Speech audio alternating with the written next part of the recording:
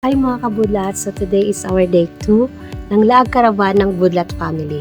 Sama tayo! We're going! Hi. What's up? Hi. Hindi pa ako nakaayos ang buhok. Wala talaga kaming exact plan kung saan kami pupunta.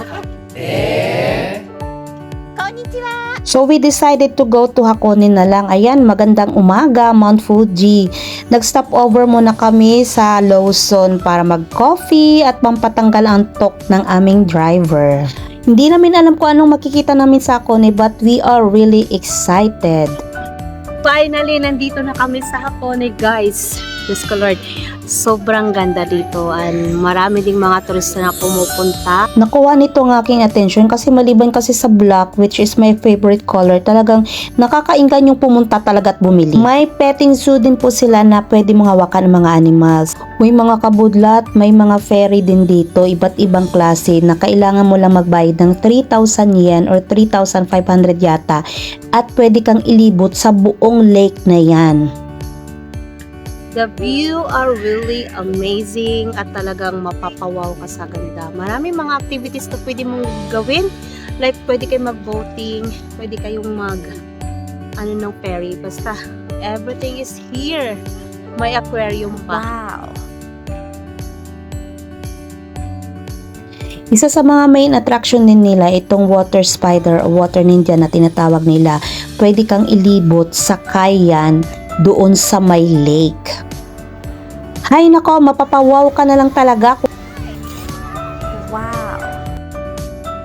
Alam mo nang nakita ito ng anak ko, gustong-gusto niyang sumakay ng pony na yan. Ay sabi ko, ang liit naman ng kabayo na yan para sakyan mo.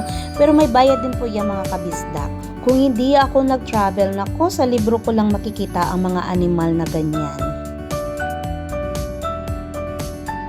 Hi.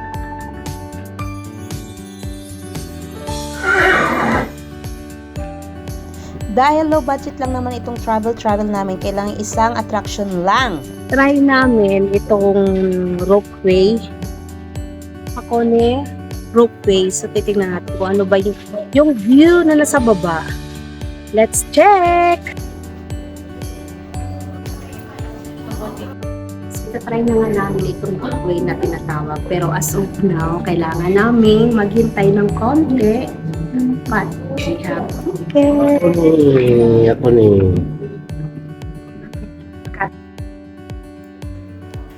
So excited kung ano ba talaga ang view ng Hakone kung nasa taas ka.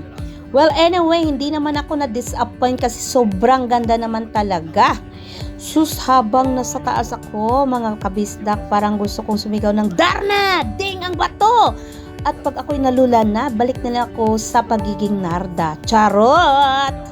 Uy, by the way, talagang napakaganda naman dyan. May golf course ka pang makikita. Habang nakasakay kami ng cable car mga kabisdak, naku, ito namang kapatid ko, iniisip niya, ate, paano pag nalaglag tayo? Paano pag nasa wrong turn na pala tayo? Diyos ko, kung ano-anong iniisip. Kaya ang sabi ko sa kanya, tumimik na siya at i-enjoy ang napakagandang view. Malapit na kaming makarating sa kabilang mundo, charot, sa kabilang istasyon. So please lang, surprise us kung ano bang mayroon dyan. Maganda din ba o mas maganda kami? Charot.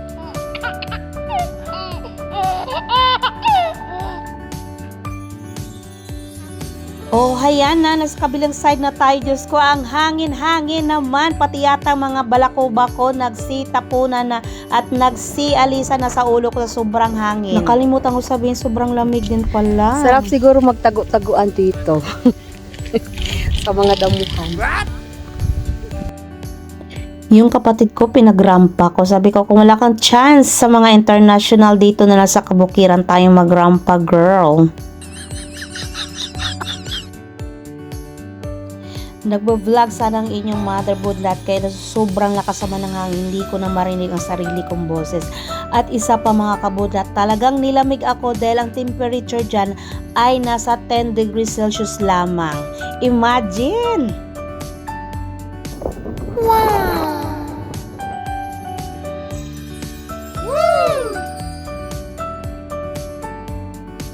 It's time to pili-pili for our souvenir or omiyagi. Naku, napaka-world class naman ang dating ng shop na ito.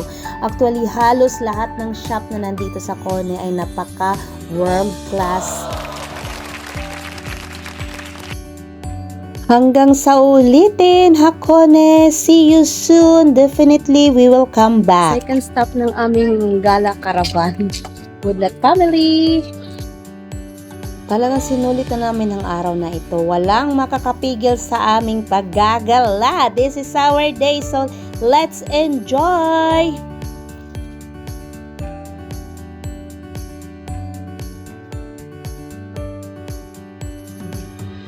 Hindi ko alam kung ito talaga yung Odawara Castle, pero dito kami tinuro. Kung gusto mo mag-reflect about sa buhay mo, about sa life mo, pumunta ka sa mga lugar na ganito.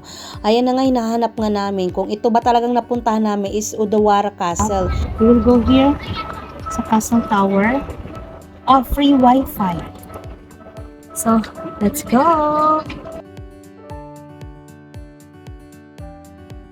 Finally, nakapunta na rin kami dito sa historical na Odawara Castle.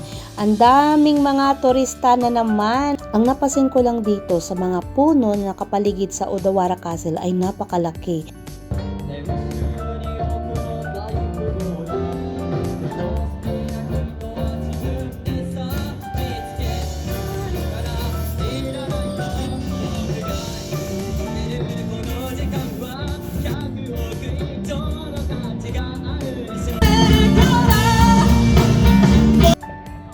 May pa-free concert pa sila ng kanilang mga local band. Actually, may dalawang artist doon na tumutugtog kaya kailangan nating hanapin. Free concert dito. Jackpot!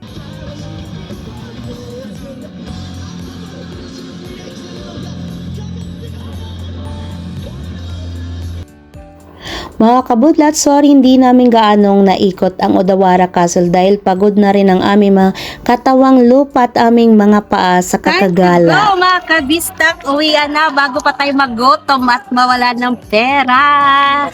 Bye-bye!